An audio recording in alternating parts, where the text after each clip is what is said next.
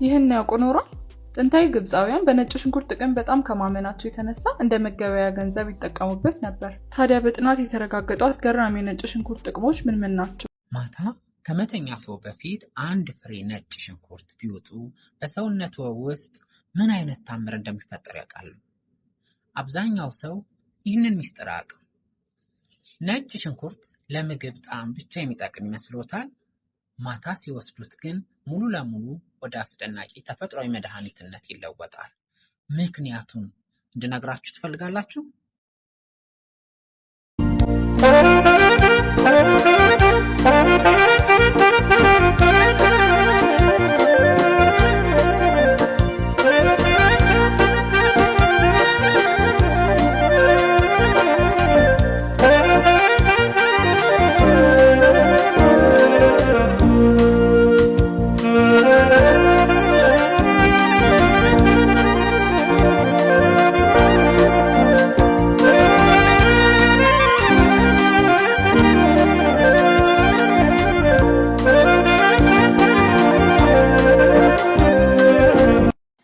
ሰላም ጤና ይስጥልኝ ውድ የተከበራችሁ የጤና ማዕድ ቤተሰቦች እንደምን አላችሁ?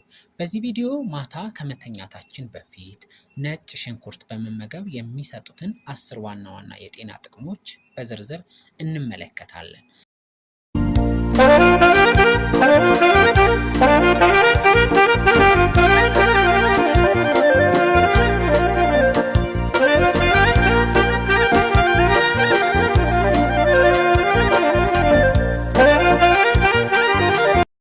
ነጭ ሽንኩርት በውስጡ የያዘው አሊሰን የተባለው ንጥረ ነገር ሰውነታችን እረፍት ላይ በሚሆንበት ጊዜ በሽታን የመከላከል አቅም እንዲሁም ደግሞ ሴሎችን የመጠገንም ድንቅ ስራ ይሰራል ማለት ነው። በዋናነት የዛሬ ፕሮግራማችን እንግዲህ ነጭ ሽንኩርት የሚሰጠው 10 ዋና ዋና የጤና ጥቅሞችን በዝርዝር ስንመለከታቸው የመጀመሪያው ደግሞ የእንቅልፍ ጥራትን ለማሻሻል ያግዛል። በሁለተኛ ደረጃ ደግሞ የበሽታ መከላከል አቅምንም ያጎለብታል። ሶስተኛ ለቆዳ ጤንነት እንዲሁም ደግሞ ለብጉር መፍትሄ ነው ማለት ነው። በአራተኛ ደረጃ ለልብ ጤንነት እንዲሁም ደግሞ የደም ግፊትንም ለመቆጣጠር ያግዛል። አምስተኛ የምግብ መፈጨትንም ለማስተካከል ያግዘናል ማለት ነው። በስድስተኛ ደረጃ ደግሞ ክብደትን ለመቀነስና ሜታቦሊዝምንም ለማፋጠንም እጅግ አስተዋጽኦ ያደርጋል። ሰባተኛ ለጉበት ጤንነትና መርዝንም ለማስወገድ ይህ የዲቶክሲፊኬሽን የምንለውን ላይ ትልቅ አስተዋጽኦ ያደርጋል ማለት ነው። በስምንተኛ ደረጃ ደግሞ የደም ስኳርንም ለማመጣጠን ይረዳናል። ዘጠነኛ የካንሰር መከላከያ ወይንም ደግሞ ለጸረ እብጠትንም በተጨማሪ ያግዛል ማለት ነው። አስረኛ እና የመጨረሻው ደግሞ ለአንጎል ጤንነትን ለማስታወስ ችሎታም ይረዳናል ማለት ነው። 10 ዋና ዋና እንግዲህ የነጭ ሽንኩርት የጤና ጥቅሞች ከላይ የጠቀስናቸውን የሚመስሉ ሲሆኑ በዋናነት ደግሞ ለወንዶችና ለሴቶች የሚሰጠው ልዩ ጥቅም እንዳለ የተለያየ ጥናቶችም እንግዲህ ይገልጻሉ። የመጀመሪያው ለወንዶች የሚሰጠው ልዩ ጥቅም ምንድን ነው ብለን ስንመለከት ነጭ ሽንኩርት በውስጡ እንግዲህ ባለው የአሊሰን የተባለ ንጥረ ነገር አማካኝነት የወንዶች የመራቢያ ስርዓት ጤንነትን በከፍተኛ ሁኔታ ያሻሽላል ማለት ነው። ይህ ደግሞ የደም ዝውውርን ማሳለጥ ይሄ ኢምፕሩቭ ዘ ብለድ ሰርኩሌሽን የምንለውን ሲስተም ነጭ ሽንኩርት ወይም የደም ስሮችን የማላላት የደም ፍሰትንም ደግሞ የመጨመር ተፈጥሯዊ ብቃት አለው ማለት ነው። ይህ ደግሞ የሚሄደውን የደም ዝውውር ስለሚጨምር የስርዓተ ጾታ ፍላጎትንም ደግሞ በመጨመር አቅምን ያሳድጋል ማለት ነው። ይህ የሊፒዶ ኤንድ ዘ ሬክታይል ፋንክሽን የምንለውን ሲስተም ለማሻሻልም ይረዳል ማለት ነው።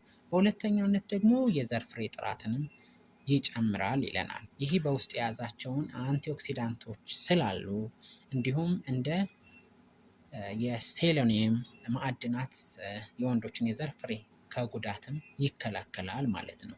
ይህ የዘር ፍሬ ጥራት እንዲሁም ብዛትና የመንቀሳቀስን ብቃት እንዲኖረውም ኃይልንም ይጨምራል ይለናል።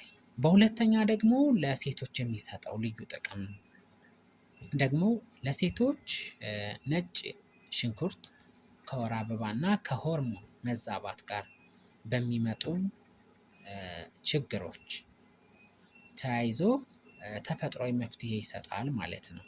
ይህ የሆርሞን መዛባት ለማስተካከል እንግዲህ ሆርሞናል ባላንስ የምንለው ማለት ነው በሴቶች አካል ውስጥ የሚከሰተውን የኢስትሮጅንን እና ሌሎች ሆርሞኖች መዛባትን በማመጣጠን የሰውነት ጤንነትን ይጠብቃል ማለት ነው። ከወር አበባ ቁርጠት ጋር በተገናኘ ደግሞ ይህን የወር አበባ ቁርጠት በመቀነስ የሪሊቪንግ ሚኒስትራል ክራምፕስ የምንለው ማለት ነው ነጭ ሽንኩርት ኃይለኛ ጸረ እብጠት ይሄ የአንቲ ኢንፍላማቶሪ ባህሪም ስላለው ማለት ነው ማታ ከመተኛታችን በፊት መውሰድ በወር አበባ ወቅትም የሚከሰተውን እንግዲህ የሆድና የማህፀን አካባቢ ያሉ ጡንቻዎች መኮማተርና እንዲሁም ቁርጠትን በእጅጉ ያቀላል ወይንም ይቀንሳል ማለት ነው። የሆድ መነፋትንም ለማስወገድ ትልቅ አስተዋጽኦ ያደርጋል። ይሄ ሪዲዩሲንግ ዘ ብሎቲንግ የምንለው ማለት ነው። ከወር አበባ ዑደት ጋር ተያይዞ በሴቶች ላይ የሚስተዋለው እንግዲህ የሆድ ድርቀትና የሆድ መነፋት ስሜት ይሄ ብሎቲንጉን ማለት ነው የምግብ መፈጨት ኢንዛይሞችን በማነቃቃት ያስታግሳል ማለት ነው። ለወንዶች የሚሰጠውን ልዩ ጥቅም ይህን ይመስላል ማለት ነው። የነጭ ሽንኩርት አወሳሰድና አዘገጃጀት መንገዶች ምን ይመስላሉ ብለን ስንመለከት እንደሚከተለው እናቀርባለን ማለት ነው። ነጭ ሽንኩርት በከፍተኛ እንግዲህ የጤና ጥቅም የሚሰጠው አዘገጃጀት ውስጥ ምን ሊሆን ይችላል?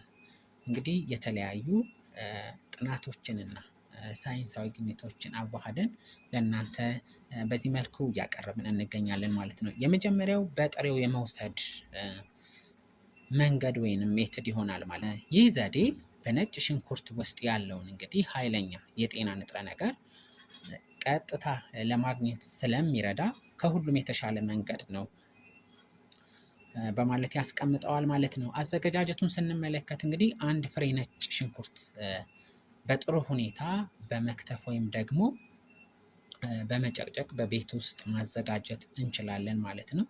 የዚህ ሜትድ ዋነኛ ሚስጥሩ ምንድን ነው? ከተከተፈ በኋላ ለ10 ደቂቃ ያህል በአየር ላይ ማቆየት ይኖርብናል።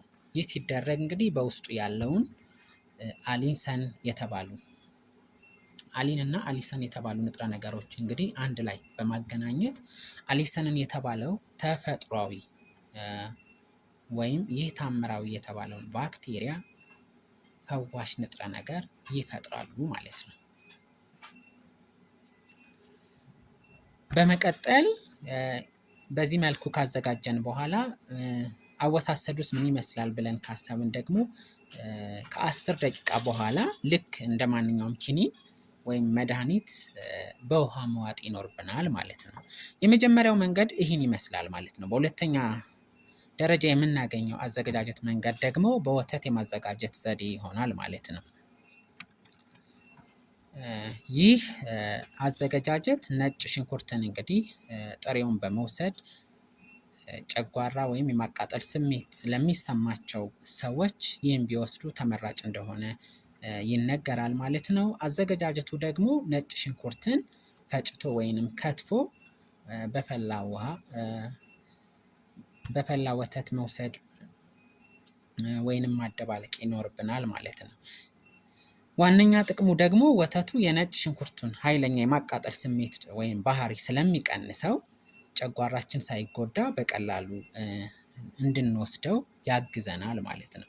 በሶስተኛነት ደግሞ የነጭ ሽንኩርትን ከሻይ ማር ጋር መውሰድ ትልቅ ፍቱንነት እንዳለው ይነገራል። ይህ ደግሞ ለጉንፋን መከላከያ፣ ለሰውነት መርዝ ወይም እንደ ዲቶክሲፊኬሽን መንገዶች ልንጠቀመው እንችላለን። በዋናነት ደግሞ ጥልቅ የሆነ ወይንም በቂ እንቅልፍ እንድንወስድ ይረዳናል ማለት ነው። አዘገጃጀቱ ደግሞ ነጭ ሽንኩርትን በሙቅ ውሃ አንኳሩን ለይቶ አፍልቶ መጠቀም ይቻላል። አወሳሰዱ ለቀቅ ሲል 1 የሻይ ማንኪያ ማር በመጨመር ደግሞ ከመተኛታችን በፊት መውሰድ ይኖርብናል ማለት ነው። እዚህ የአዘገጃጀት መንገዶች ላይ ሊደረጉ የሚገቡ ጥንቃቄዎችን ደግሞ እንደሚከተለው እናቀርባለን ማለት ነው። ነጭ ሽንኩርት እጅግ ፈዋሽ እና ድንቅ የተፈጥሮ መድኃኒት እንደሆነ እንግዲህ በብዙ ሳይንሳዊ ጥናቶች እንግዲህ ይገለጻል ማለት ነው። እንደ ማንኛውም ንቁ የሆነ ንጥረ ነገር ያለው ምግብ በተገቢው መንገድ ካልተወሰደ ደግሞ የጎንዮሽ ጉዳትም ሊያስከትል እንደሚችል እንረዳለን እና የሚከተሉትን 3 ዋና ዋና ጥንቃቄዎች እንደሚከተለው ይቀርባሉ። የመጀመሪያው ደግሞ የደም ማቅጠኛ መድኃኒት የሚወስዱ ሰዎች ካሉ እነሱም ቅድሚያ ሐኪሙን ማማከር ይኖርታል ነው።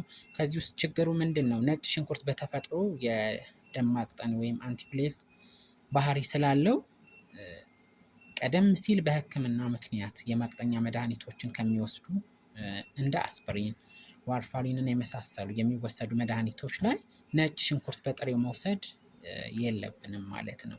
መድኃኒትነቱና ነጭ ሽንኩርት አንድ ላይ ሲዳመሩ ደም ከማቅጠን በላይ ደግሞ ያለመቆም ችግር ሊመጣ ስለሚችል ከፍተኛ የሆነ የደም መፍሰስ ስለሚከሰት ከነዚህ ነገሮች ጥንቃቄ ማድረግ አለብን ማለት ነው። በሁለተኛነት ደግሞ የቀዶ ሕክምና ወይንም ኦፕሬሽን ቀጠሮ ላለባቸው ሰዎች ነው ማለት ነው።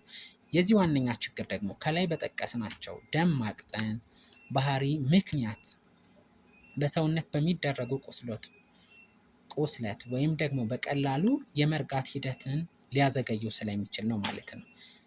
ስለዚህ ጥንቃቄውን ማንኛውም አይነት የቀዶ ሕክምና ወይንም ሰርጀሪ ያለበት የጥርስ መነቀልን ጨምሮ ቀጠሮ ያለባችሁ ሰዎች ከቀጠሯችሁ ቢያንስ ከ1 እስከ 2 ሳምንታት አስቀድሞ ነጭ ሽንኩርትን በከፍተኛ መጠን በጥሬው መውሰድ ማቆም ይኖርባችኋል ማለት ነው። ሶስተኛውና የመጨረሻው ሊደረጉ የሚገቡ ጥንቃቄዎች የመጠን ገደብ ወይም ዶዝ የምንለውን የጨጓራ ጤንነት ማለት ነው። ነጭ ሽንኩርት በውስጡ ያለው እንግዲህ የሳልፈር ውህድ የማቃጠል ባህሪን የጨጓራን ግድግዳ ሊያቆስል የቃጠሎ ስሜትን ሊፈጥር ስለሚችል ከፍተኛ ጥንቃቄ ማድረግ ይኖርብናል ማለት ነው። ማታ ከመተኛተው በፊት የሚወሰደው መጠን ከ1 እስከ 2 ፍሬ መብለጥ የለበትም ማለት ነው። ከመጠን በላይ መውሰድ የሆድ መረበሽ እንዲሁም ደግሞ የቃር ስሜት እና የማቅለሽለሽ ስሜትም ያስከትላል ማለት ነው። በተለይ የጨጓራ ቁስለት ያለባቸው ሰዎች በጥሬ ውሃ ከመዋጥ ይልቅ በፈላ ወተት ወይንም ደግሞ በሻይ መልክ የማቃጠል ባህሪን ቀንሰው ቢወስዱ ይመከራል ማለት ነው። ውድ አድማጭ ተመልካቾቻችን የዛሬ ፕሮግራማችን ነጭ ሽንኩርትን በመጠቀም ከፍተኛ የሆነ የጤና ጠቀሜታ ማግኘት እንደምንችል ያየንበት ፕሮግራም በዚሁ አብቅቷል። አብራችሁን ስለነበራችሁ እጅግ ከልብ እናመሰግናለን። በሌላ ቪዲዮ እስከምንገናኝ መልካም ሳምንት።